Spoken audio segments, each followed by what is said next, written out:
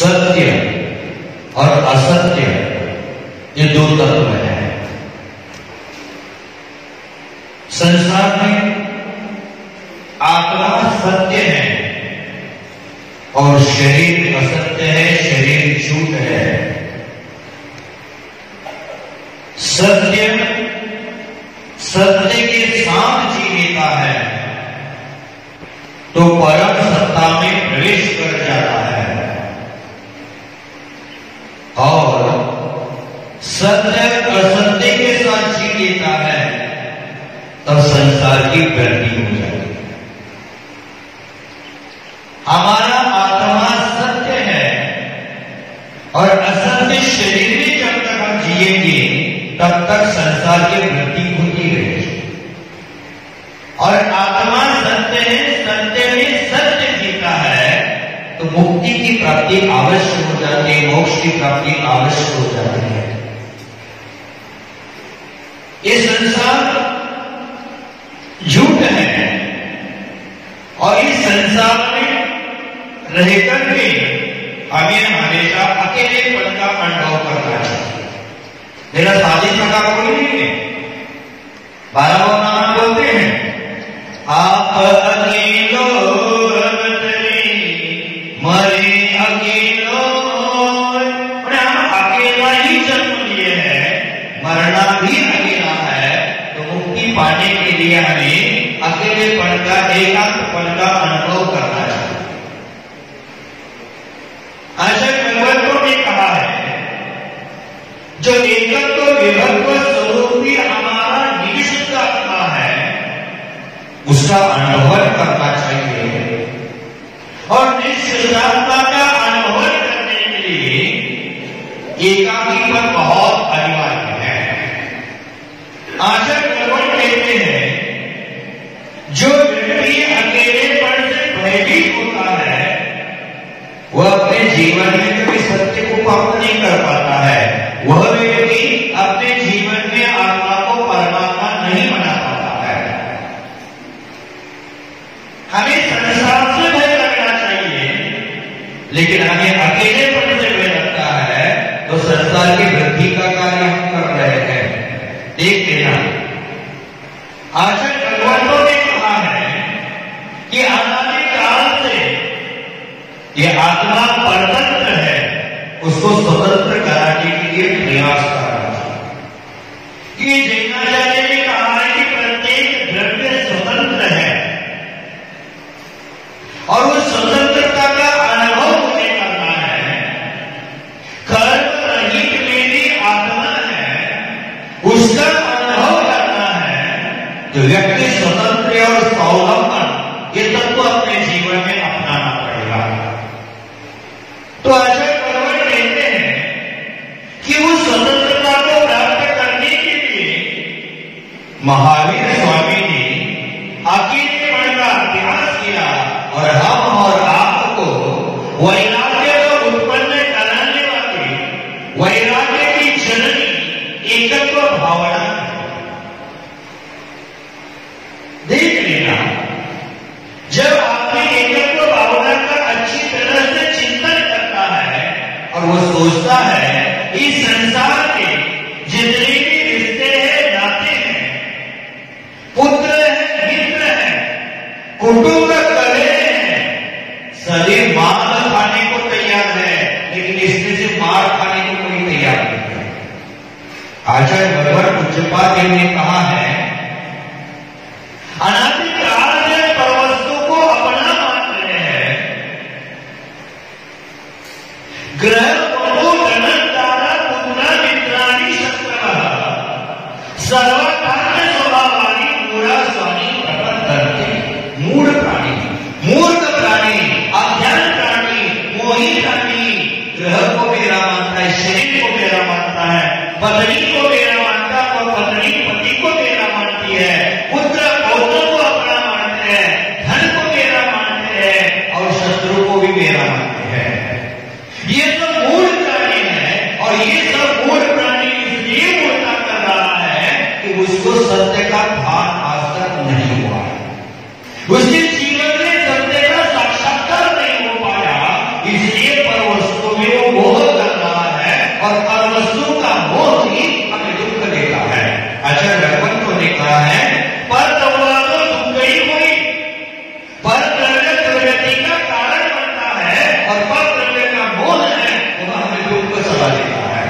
पर द्रव्य के मोह से हमें बचना है। तो ये घर में मित्र है, पुत्र है, बंधु है, कुटुंब कभी है, हमारा माल खाने के लिए आपका पर्स जेब करना है, तब तक आपके साथ रहेंगे। और आपके जेब का पैसा निकल गया तो हाथ ऊंचा करके आपका साथ छोड़कर निकल जाएंगे। ठीक है क्या? इस जगत में पुत्र हो, मित्र हो, कुटुंब करे हो, रिश्ते हो, नाते हो, सभी सुख के साथी है। दुख में कोई किसी का साथ नहीं देता है। भजन में है सुख के सब साथी दुख का न कोई। सुख में सभी साथी बनते हैं, लेकिन जब दुख होता है, दुख का समय आता है, तब हमारा साथ छोड़कर सब निकल जाते हैं। जैसे तालाब में पानी होता है, पानी की मछली होती है, लेकिन वह मछली जब तक तालाब में पानी है तब तक रहती है। तालाब का पानी सूख गया तो मछली दिखना बंद हो जाती है। जो वृक्ष हरा भरा है, पत्तों से भरा हुआ है, उस वृक्ष पर पक्षी बसेरा करते हैं। और जब पतझड़ हो जाती है, वृक्ष के पत्ते जो गिर जाते हैं, तो उस पर पक्षी बैठना पसंद नहीं करता है। उसी प्रकार जब तक व्यक्ति के पास धन है, वैभव है, संपत्ति है, ऐश्वर्य है, प्रतिष्ठा है, तब तक अन्य लोग उसका साथ देते हैं। और धन, वैभव, संपत्ति, ऐश्वर्य, प्रतिष्ठा जब निकल जाती है तो अपने भी साथ छोड़ देते हैं। भव्य बंधु, अपना वही होता है जो संकट के समय में साथ देता है। कल मित्रता दिवस था, जागतिक मित्रता दिवस आपने मनाया। हमारी मैत्री कैसी होनी चाहिए? मैत्री सूरज जैसी नहीं जो रात में हमारा साथ छोड़ देती है। मैत्री उस घोड़ों की तरह नहीं, जब तक उन्होंने खुशबू है तब तक वो मनराते हैं, पुनः साथ छोड़ देते हैं। मैत्री हमारी ऐसी होनी चाहिए, आग में से निकलने वाले अश्रु की तरह, क्योंकि अश्रु सुख में भी आते हैं और दुख में भी आते हैं। अश्रु के दो भेद है, एक आनंद के अश्रु होते हैं, एक दुख के अश्रु होते हैं। एक संयोग के अश्रु होते हैं, एक वियोग के अश्रु होते हैं। हमारे आपसे आनंद के अश्रु आते हैं, दुख के अश्रु आते हैं। एक भक्ति के अश्रु होते हैं और एक भूख के अश्रु होते हैं। आपके आंख में भक्ति के अश्रु की भूख के अश्रु है। समय समय पर हमें पर वस्तु की भूख लगी है और उस भूख की पूर्ति नहीं होती है तो आदमी दिन रात रोता रहता है, मुझे ये नहीं मिला, मुझे वो नहीं मिला, रोते रोते जिंदगी निकाल देता है। लेकिन जो भक्ति में अश्रु बहाते हैं, उनके जीवन में मुक्ति मिल जाती है। आचार्य भगवान वालेनाथ सूर्य ने कहा है, भगवान की भक्ति करते समय आपसे अश्रु निकलना चाहिए। आनंद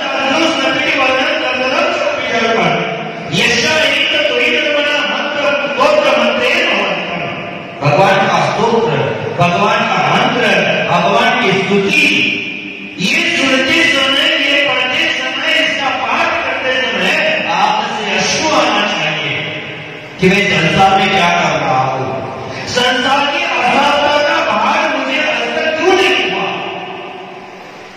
निःशुद्धात्मा की अनुभूति क्यों नहीं हो रही है, मुझे निःशुद्धात्मा का परिचय क्यों नहीं हो रहा है। मैंने परिचय किसका कहा? देखो, कारण है दुख के परिचय, परिग्रह और परिणय। परिणय का मतलब है शादी। परिचय, ज्यादा परिचय होना दुख का कारण है। ज्यादा जरूरत से ज्यादा परिग्रह का संचय करना दुख का कारण है। और शादी वो आप अनुभव करती ही है, दुख का कारण है। तो इससे हमें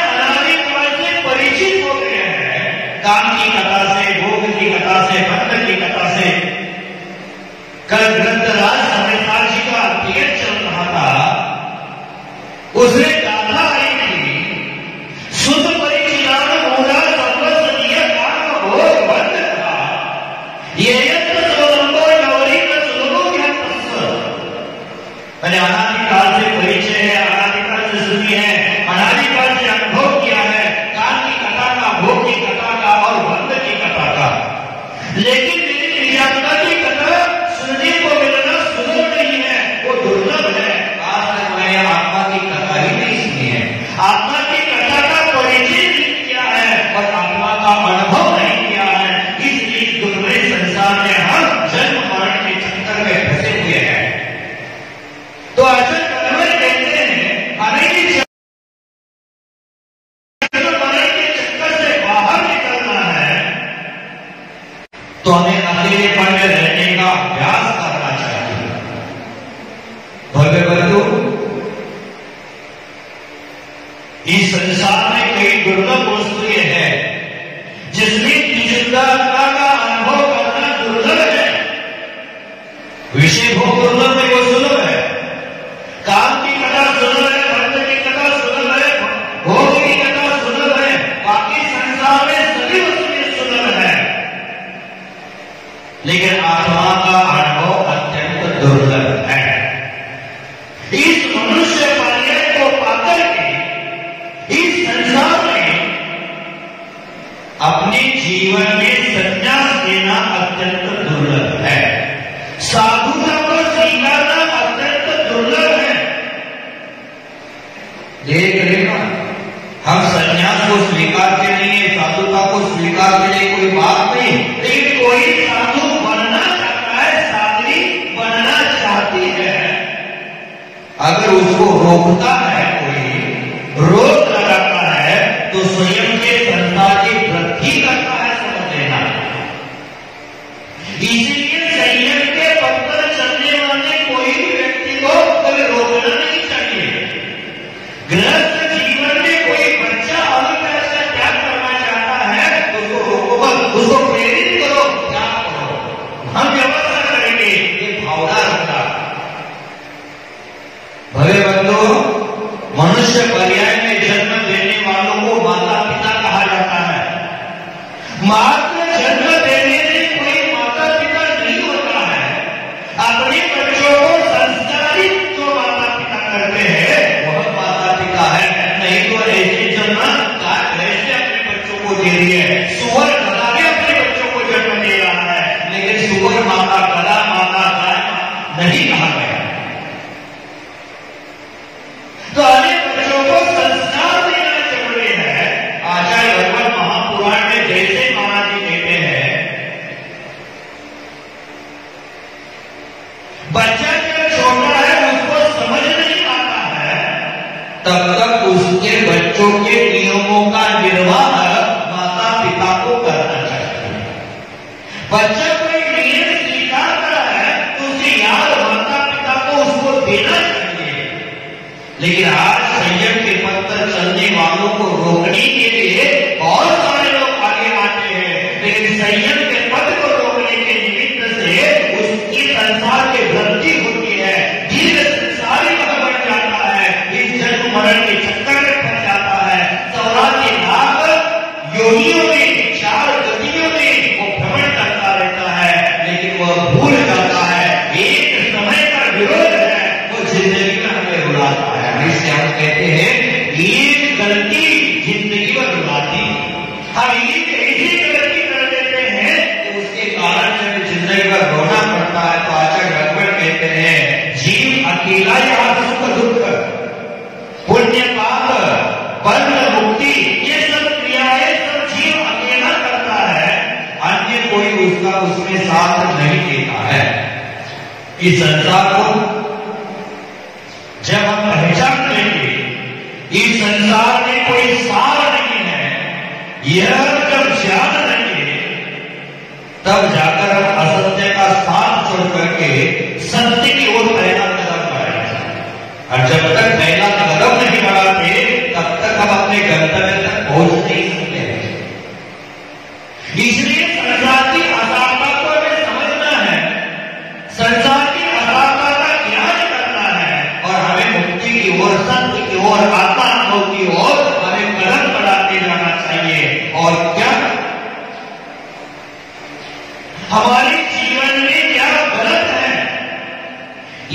जानना ही उनकी यात्रा की शुरुआत है।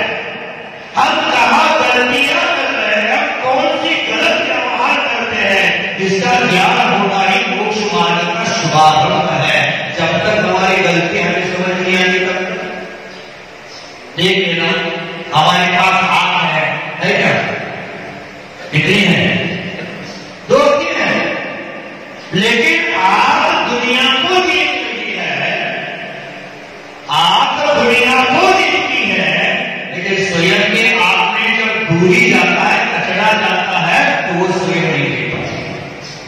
इसका मतलब दुनिया के दोष हमें सहजता से दिखते हैं, लेकिन स्वयं का दोष हमें दिखाई नहीं देता है। आचार्य महाराज कहते हैं, 2 आंखों से देखता तू दुनिया के दोष, लाखों आंखों से देखती है दुनिया तेरे दोष। हम तो 2 आंखों से दुनिया के दोष देख रहे हैं, लेकिन दुनिया लाखों आंखों से आपके दोष देखती है, क्या पता नहीं चलता। आपने कोई बिल्ली को दूध पीती हुई देखा होगा, देखा है? जब बिल्ली दूध पीती है तो आंख बंद करके पीती है, उसको लगता है कि मुझे कोई देखता नहीं है, लेकिन पीठ में जब बेलन पड़ता है तब उसको लगता है कोई देख रहा था। छोटा बच्चा है जो मां का स्तनपान करता है, उसको दृष्टि देना, बच्चा भी आंख बंद करके मां का स्तनपान कर लेता है। माने उस बिल्ली को लगता है कोई देख नहीं रहा है, लेकिन उसको डंडा पड़ जाता है तब उसको भार आता है। उसी प्रकार हमारा नजरिया ऐसा बना है कि हमें लगता है कि मैं जो करता हूं वो सही करता हूं और गलतियां दुनिया से होती है। ये आदमी जिंदगी में कोई सुधर नहीं पाएगा। स्वयं की गलती स्वयं को समझ में आए और उस गलती को सुधारने का प्रयास करे तो आज का इंसान कल का ईश्वर बन सकता है, आज का आत्मा कल का परमात्मा बन सकता है, आज का मानव कल का महामानव बन सकता है। स्वयं की गलती खोजो।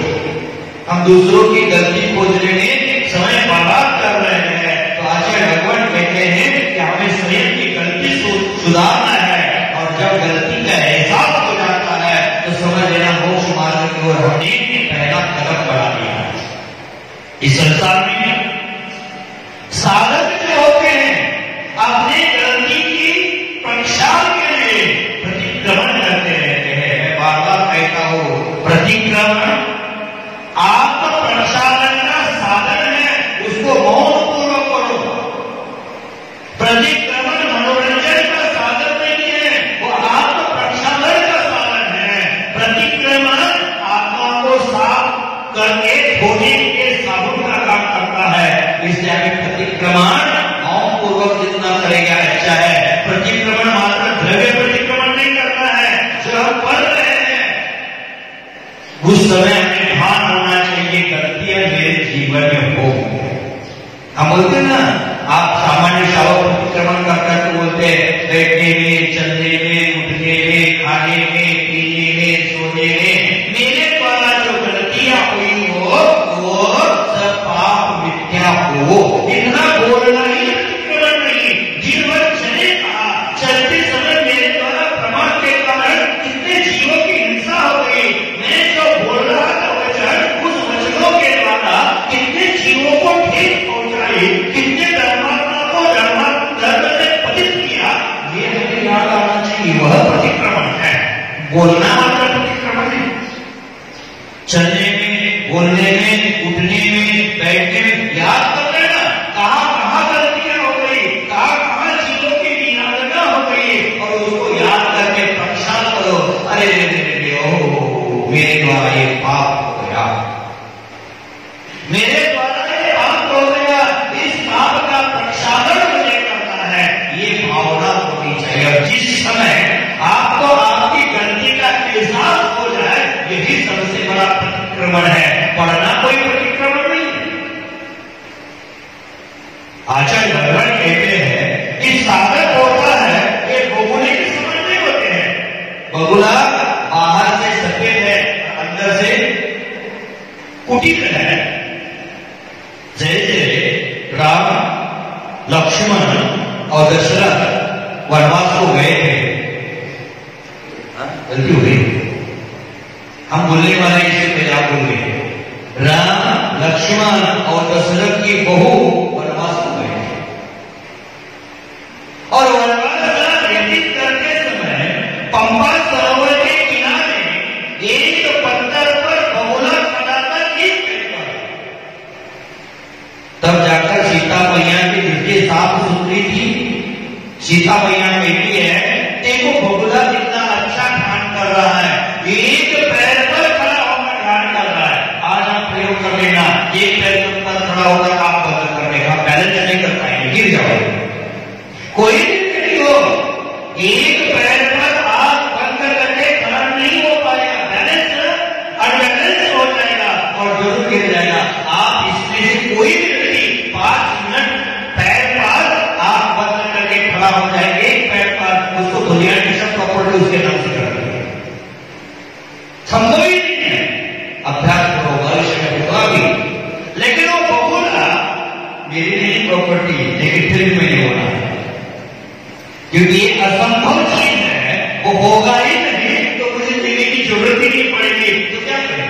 जैसे निखिल है, आए हैं कल से लग रहा था, महाराज भैया के दरवाजा खोलो, हमें मौका दे दो, गुरुओं का सानिध्य हमें पाया है तो हमें मौका दे देना। ठीक है, तो हम बोले वो संभव ही नहीं, इसलिए उसको उधर से अभिषेक में आना, दरवाजा खोल दूंगा।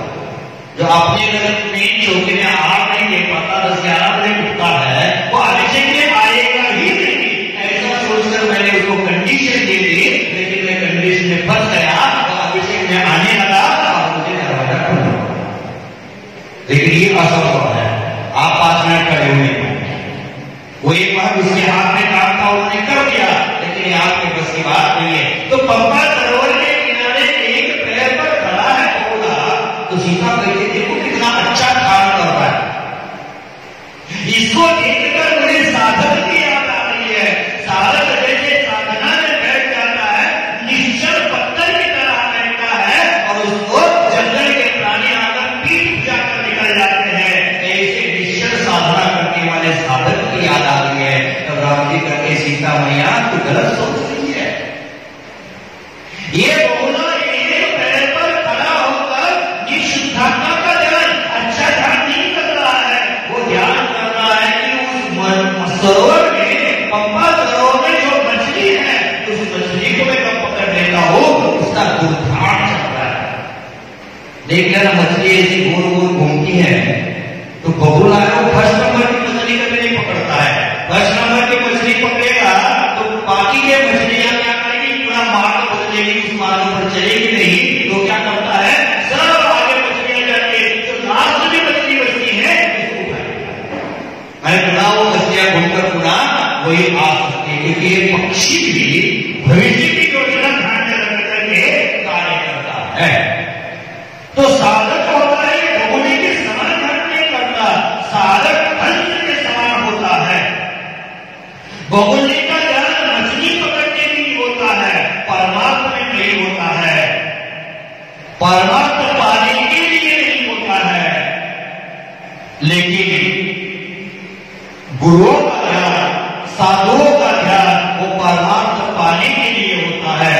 साधुओं का ध्यान हंस पक्षी के समान है, जो हंस पक्षी नील क्षीर अलग अलग करता है। हंस पक्षी होता है, दूध और पानी इकट्ठा मिलाकर उसको दे दो तो उसमें से पानी पानी पिएगा और दूध दूध छोड़ेगा।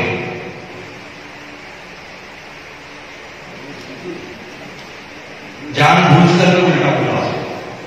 आप सुन रहे हैं कि ऐसे ही कहीं पस करके आए हैं, देख रहा था आपके चेहरे को उधर करना चाहता।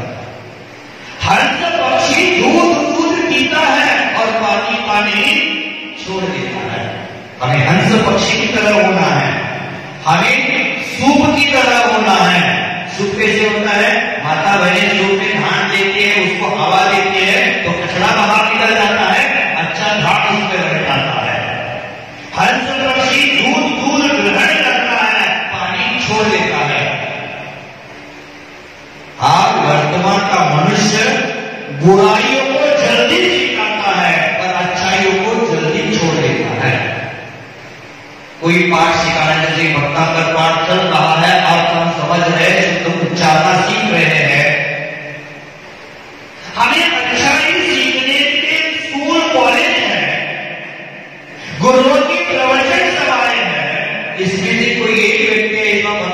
गाली गलौज करने का कोई स्कूल कॉलेज है?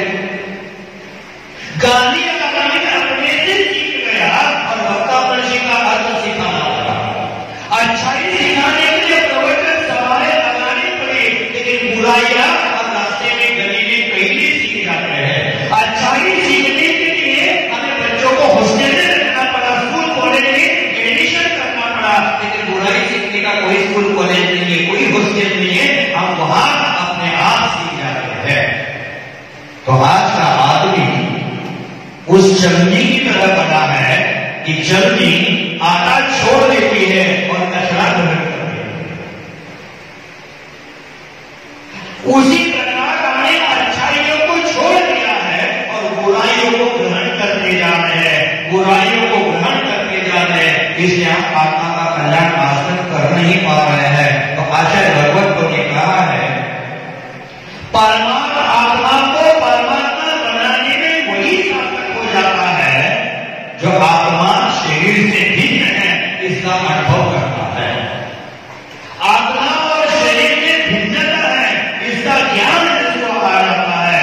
शरीर और आत्मा को पृथक कर लेता है, धीरे ज्ञान में जो प्रवेश कर लेता है, बाहर की व्यस्तता को छोड़ करके भीतर की सार्थकता को जो स्वीकार लेता है, वही अपने जीवन का कल्याण करता है, वही अपने जीवन का हित करता है। जैसे सोचा जाए, अहित करने वाले साधन अपने जीवन में बहुत सारे मिलते हैं।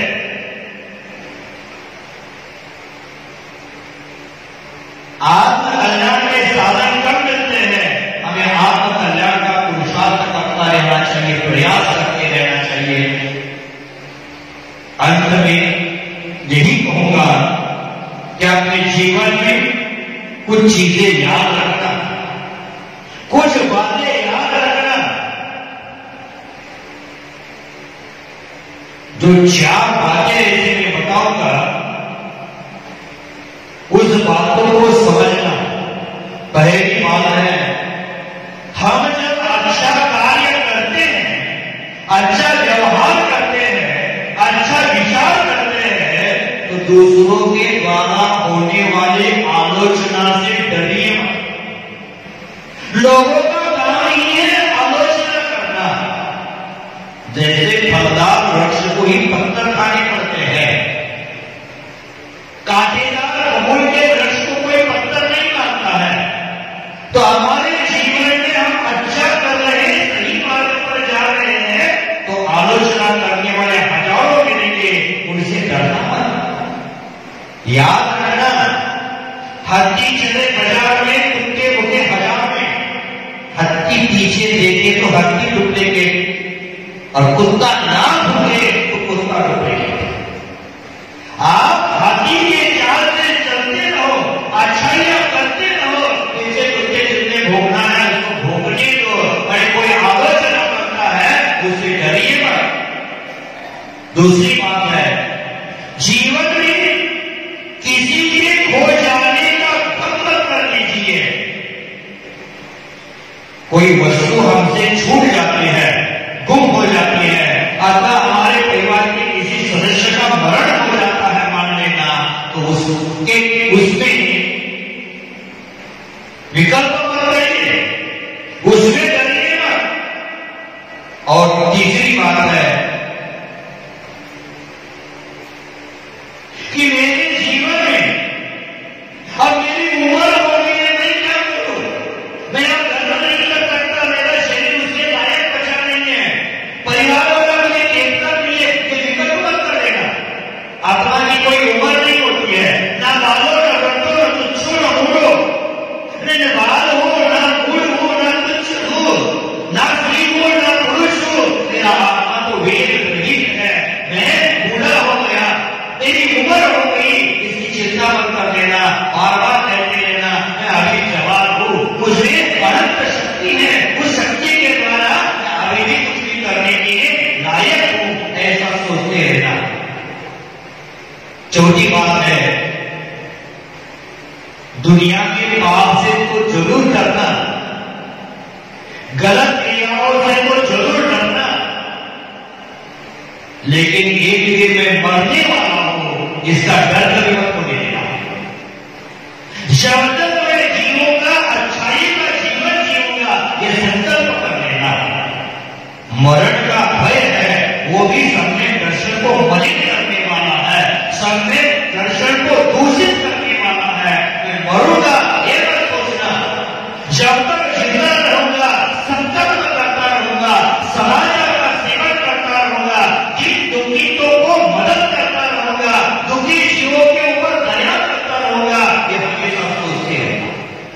जीवन सुखमय बनेगा, अपना जीवन शांति में बनेगा, अपना जीवन आनंद में बनेगा। सुखमय, आनंद में, शांति में जीवन बनाने के लिए हमेशा अकेलेपन का अनुभव कर लेगा। आप अकेले हो और क्या बाबा में कहते हैं, दलबल देवी देवता, माता पिता परिवार, मरती विद्या जीव को कोई न प्राप्त करा, कोई किसी का नहीं है। आज अगर हमें कोरोना हो गया है पता चल जाएगा तो बेटा भी कहते हैं टैक्टिंग से जला दो, प्रशासन के द्वारा मशीन का बटन चटका दो, जला दो, घर मत भेजना। और एक समाज वाले इधर उधर घूमते हैं और समझ में आया किसी का कोरोना के द्वारा मृत्यु हो गया है तो वहां जलाने के दाग संस्कार में कोई पूछ नहीं पाते। डर, इससे हमें सीख लेना चाहिए, कोई किसी का नहीं है, ये सब सुंदर के साथी है। दुख में कोई किसी का साथ देने वाला नहीं, दुख में साथ कौन देगा? राजीव पत्नी देविया, वो भी सुख की साथी है, सुख की संजीवनी है। दुख में साथ वही देता है जो धर्म है। जब सब साथ छोड़ते हैं तो हमें धर्म की याद आती है। भगवान की याद सुख में आती है, दुख में आती है।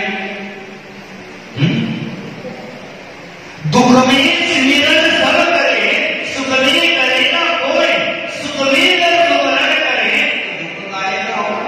भगवान की याद कब आती है? व्यापार में घाटा हो गया तो रोज में अभिषेक करने आ रहा है, प्रसाद करने आ रहा है, 4 बजे से मंदिर में दिख रहा है और भर की गलती हो गई, क्या करे महाराज, इतना रहा है, सीजन चल रहा है, इधर आने के लिए समय ही नहीं है, मरने के लिए समय है। क्या बोलते हैं? मरने के लिए समय नहीं है, सांस लेने के लिए समय नहीं है। अरे मरने के लिए समय नहीं लगता है, श्वास बंद हो जाएगी, आयु कर्म समाप्त हो जाएगा तो मरण अपने आप होने ही वाला है। तो आज बिजी है आदमी अन्य कार्यों में, तो दुख में भगवान का नाम स्मरण तो सब कर लेते हैं, सुख में भगवान का नाम स्मरण कर लेना, आपके जीवन में कभी दुख ही नहीं आएगा। लेकिन जब दुख में कोई साथ नहीं देता है, पुत्र मित्र कुटुंब कभी नहीं, पत्नी धन दौलत कोई साथ नहीं देगा, तब कौन साथ देता है? धर्म साथ देता है। डॉक्टर के पास इतना करोड़ों का पैसा खर्चा कर लेते हैं और डॉक्टर अंत में कहता है अब दवा काम नहीं आएगी, अब किसी दुआ तो पहले बोलते हैं कि डॉक्टर ही मुझे बचा लेगा, ऐसा सोचकर करोड़ों रुपया खर्चा कर देता है, लेकिन अंत में दवा नहीं दुआ काम आ जाती है। दुआ का मतलब हमने जो पुण्य कर्म किया है वही अंत समय में काम आने वाला है, बाकी कोई काम जगत में वस्तु आने वाली नहीं है। इसका भाव हमेशा रहे। समय आपका हो चुका है, जो बोलने की सोच लेकर आया था वो सोच भी नहीं रही, मैं वो बोल नहीं पाया और दूसरा ही विषय मस्तक में आ गया, वही विषय आपको देने का प्रयास कर दिया। बस अचानक से आने वाले विषय होते हैं वही विषय विशेष होते हैं, वही हमारे जीवन के कल्याण के लिए निमित्त बन जाते हैं। तो आज का विषय आपके कल्याण का निमित्त बने, यही मंगल भावना करके आज की चर्चा को क्या बोल रहे हैं? 8:30 1 मिनट है अभी, तो ठीक है, समझ लेना। सुख में सब साथी है, दुख का कोई नहीं, जीवन में सुख आते हैं निकल जाते हैं।